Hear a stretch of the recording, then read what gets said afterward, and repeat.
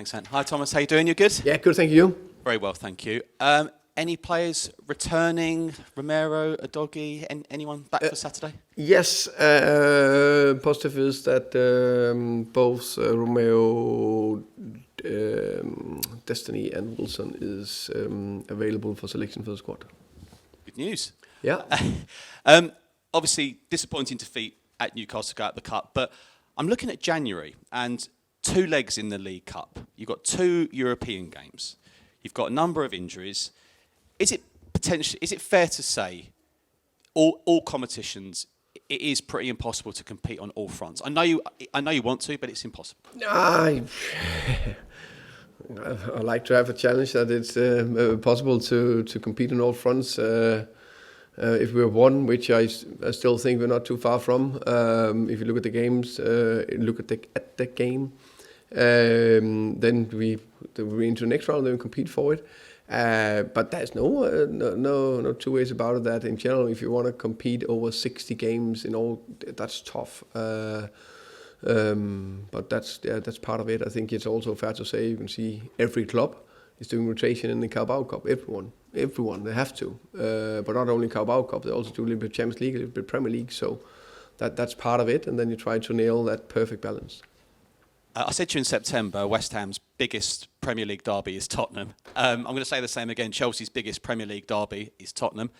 Obviously, there's the North London derby, is probably Tottenham's biggest game. But there's a lot of intensity between Tottenham and Chelsea. Is this kind of game one of the many reasons why you joined this football club? Yeah, I think you put it quite right there. A game against Chelsea, especially a home game against Chelsea, under the floodlights tomorrow is going to be unique and special. Can't wait for it. The players are already looking forward to it. It's a fantastic occasion. We need the fans behind us. I know they do everything they can to try to create even more noise, make it this very difficult place to play. And as I said before, it's between us and the fans. It's the best clubs, the best teams. They're united. They're together in good times and bad times. We need to perform. We need to create energy. Can we get energy of the fans? Then it's like so positive reinforcement. And that's what we need to create tomorrow. I'm really looking forward to it. 5,000 away fans at Newcastle Wednesday. No trains back. Full up. It's been a brilliant start to the season away from home in terms of the league. Just hasn't clicked so far. I think you've answered part of that question. The fans have said they want to do more as well for the pre-match atmosphere. Is it a collective? Let's go out there tomorrow night. Huge game. It's going brilliant away. Hasn't clicked so much at home yet. Starting tomorrow. Yeah, that will be fantastic. That is the plan and the aim. As you said, 5,000 fans traveling on the road Wednesday night. That's incredible determination, and we need that from the fans. We need that from the team. I'm so proud of that and pleased with that. And then at home, I can't see why we shouldn't be able to perform and have a very good run at home. We play maybe the best stadium in the world, definitely the best fans in the world, and we know that the sound level in that stadium can be insane. So it's up to us to do that together, and that is a collective effort. Thanks, Thomas. Welcome. Hi, good to see you again, Thomas. Good to see you. Can I please ask you about Mickey van der Ven? You spoke about it recently as well. You work with other good defenders in the past. His set of skills, how special it and how much an advantage Mickey is giving you defensively and also offensively? I think these days every player needs to both defend and attack and play the ball and forward and be good in the set piece and so on and so forth. Mickey, let's start with the ball. Very good composure, brilliant left foot, can go long, can play short, stand on the ball when we need to. Of course, his pace is quite unique. Then there's the cool defending in the decisive moments. I think he's doing that better and better. Then there's leadership. Then there's how good are you on set pieces, both boxes. I think he ticks a lot of boxes. It's just continuing performing at a good level week in, week out. different clubs, different teams have different way to operate. What do you make of Enzo Maresca's time at Chelsea so far? Won the Club World Cup in the summer, finished top 4 last season, won the Conference League. Yeah, of course. And so done an amazing job at Chelsea. First season, qualifying for the Champions League, and they say win the Conference League, so competing in definitely more than one front. Won the Club World Cup and had a decent start to the season. Very impressive. It was very clear what him and his staff want to achieve, how they want to play. So yeah, it's going to be a nice, good challenge. Another nice, good challenge in the Premier League against a very good manager and a very good team. The famous Battle of the Bridge took place nearly 10 years ago. Plenty of yellow cards. Chelsea recently conceded their 6th red card in just 9 games. That lack of discipline, is that something that you can take advantage tomorrow with all the pressure your fans are going to put on Chelsea? Yeah, I haven't looked into every single red card that I've had of the 6 they got. Probably different reasons. Probably not only lack of discipline, can also be coincidence. So I don't know. It's about us and the game we can play, and we need to perform and be intense with a cool head. Yeah. Hi Thomas, how are you? I'm good, thank you. And you? Surviving, yeah. In terms of the home form this season, nearly all your points have come away from home. How sustainable is it for you to achieve your ambitions by just continuing that all season? Or how much do you need to start grabbing the home form and making it a fortress? Clear. I think it's if you want to achieve something big, you need to have a good home form and a good away form. And our away form is very good. Our home form, I'm quite convinced that when we've seen the end of the season that we would have had a good home form right now with the what did we play 3 games home in the Premier League. It's a very small sample, so but it's up to us to change it around, which I'm convinced we'll have a very good chance to do tomorrow. You mentioned a little earlier, 60 games is almost impossible for your best 11 to play 60 games in the season, so rotation is necessary. In terms of fixtures, are we getting to a point now, or if we reach the point, are we soon going to get to the point whereby something needs to be done about the football calendar, because we are asking players to play too many games for player welfare, for supporters to even go to all these games? And obviously last year Rivalry mentioned strike action. I don't know if that is something that you think is down the line somewhere. No, I don't know, but I think definitely we need to look into the calendar and the amount of games for the players. No doubt about that. That is, we say it's impossible to play 60 games, 90 minutes, high intensity. So you need to find a balance of squad rotation and where do you pick your chips, put your chips in terms of where do you want to focus, because you can put yourself in between two chairs. But I think we need to look into it. There's also we love football, all of us, but I think when there's been, let's say, an international break and then we come back and start again, a little bit more fresh, all of us, fresh eyes, it's exciting. So I think there's something in that we need to look into. I don't know the answer to it because it's a pretty popular sport and there's a few quid in it, so probably a little bit demand from the broadcasters. One person who won't be playing football anymore is a former goalkeeper here, Alfie Whiteman. I know you never met him; he was not here under your stewardship, but he's retired now and gone down a completely different route. He's become a director of a company and a photographer, which led me to think, because you're a man who thinks outside the box. I know you like your skiing, what have you. If you hadn't been a football manager, what would you have been? What would Thomas Frank be today on a Friday lunchtime if you weren't a football manager? That's a very good question.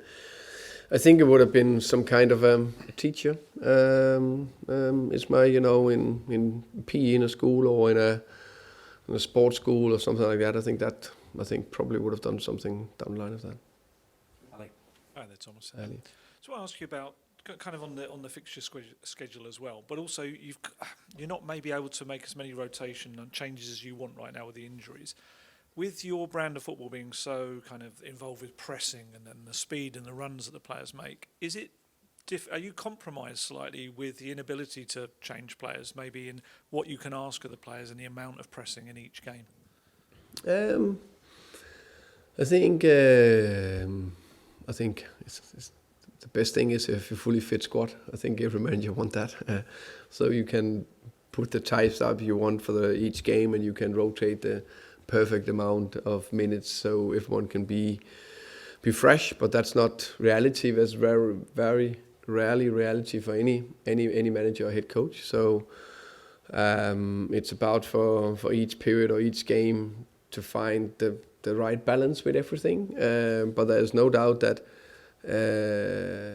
to play with the maximum intensity doesn't have to be high pressing or low. You need to play with intensity. No, every team needs to play with intensity if they want to compete. They can just do it in different ways.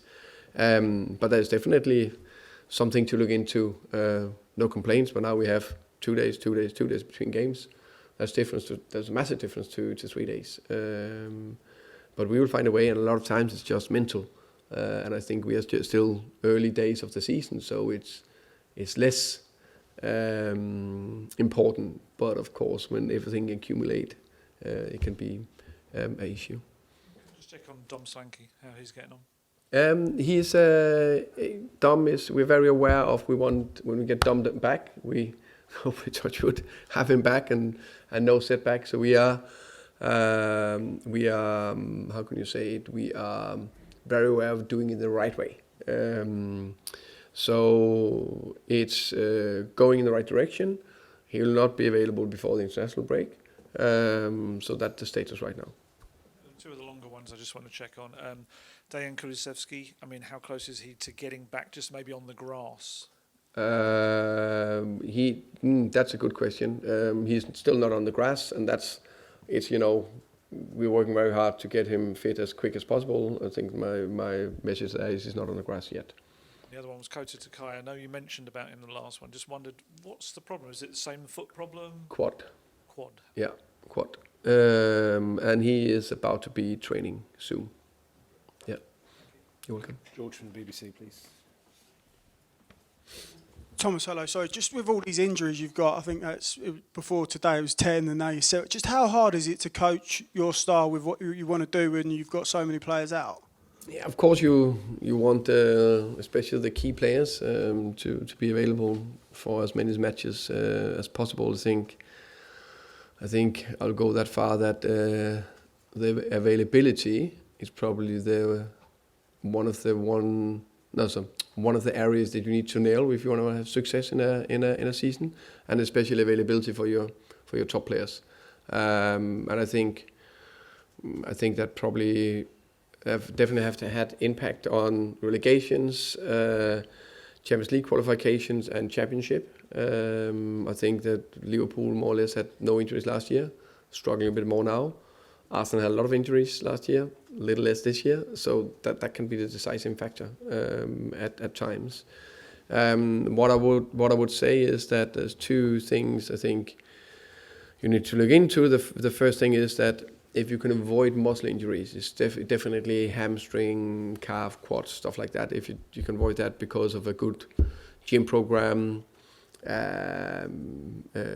recovery, the right way to train, the right processes, then I think you're halfway there. Then there is the contact injuries that you really can't avoid, and then that's return to play again. So that time from when they got injured to come back to the training, that's the two bits you need to nail. And I think on soft tissue muscle injuries we were quite good, which I'm very pleased with. Now it's just with the I can say not odd injuries, but contact injuries and some odd injuries. We need to get the return to play time down. Tottenham's record against Chelsea hasn't been very good of late. I think it's 4 straight losses, but in particular, 2 of the games at the Tottenham Stadium have just been absolutely crazy. And I just wondered if you remembered watching some of them in recent years, if you're aware of them, and just in general, are you aware of the record? I mean, it's just some of the matches have been mad. I think Tottenham have conceded 8 goals, which is before your time, obviously. Yeah, it was entertaining. We are in an entertainment business, aren't we? Yeah, remember the first one. What was that? The 4? What was that for? Whatever, the 9-man 4-1. Yeah, 4-1. Yeah, I remember that one. That was crazy. But yeah, that's in the past. I just some games we were part of that everyone will remember for whatever reason. Hopefully we're part of a game everyone will remember tomorrow and we come out on the winning side. But it won't be as crazy as what's gone by previously. Yeah, you never know in football. So you never know. You're welcome. Finish with George at the back, please. Hi, Thomas. Just to follow up on that, each of these games has kind of a story of its own. Those 2 ones for Ange, Pochettino's first season, he beat Chelsea 5-3, and it kind of really kick-started his reign.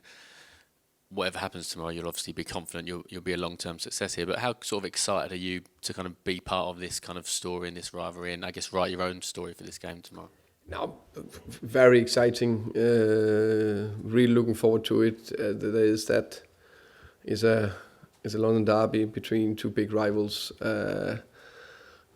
There's so much on it against a very good Chelsea team. It will be a completely very, very, very competitive, even game under the floodlights. It's got everything to be a top game where you will be on the edge of your seat, hopefully, if you're a fan or part of it. So hopefully that's the case. We need to come flying out and get the fans with us, and I'm very, very positive about us coming out and perform very well tomorrow. And just with Christian Romero, and forgive me for asking this, but it was this game last season where he was injured and he come back and he got injured again after 15 minutes. How sort of fit is he? Could he have played Wednesday, for example? How much confidence have you got in his fitness going into this one? It's not sort of a rush decision to bring him back for this big game. Very aware of try to be able to take the best possible decisions. Of course, in the end, I'll get a lot of information from medical staff, performance staff, but in the end, it is always on me. If a player breaks down, it's on me. It's not on the medical staff, not performance. It's always on me. I take decisions. I'll get all the informations, and then I need to take a difficult choice, or a brave choice, or easy choice, or decision. So that's it. If he was fit enough, he would have been involved Wednesday. So he's ready to be involved tomorrow, and let's see how much. And I know you haven't got many defenders, but him being back, does it kind of open up the possibility for five at the back, 3 centre-backs? I know Chelsea have faced that in recent games, and I think Enzo Maresca's been sort of unexpectedly facing that as well. Yeah, I would say that to have him back, it could open up for it. Also, we got Dest back, so that's also positive. It was a little bit more a challenge against Newcastle with a few less options, but as I said, I think we performed well in many areas.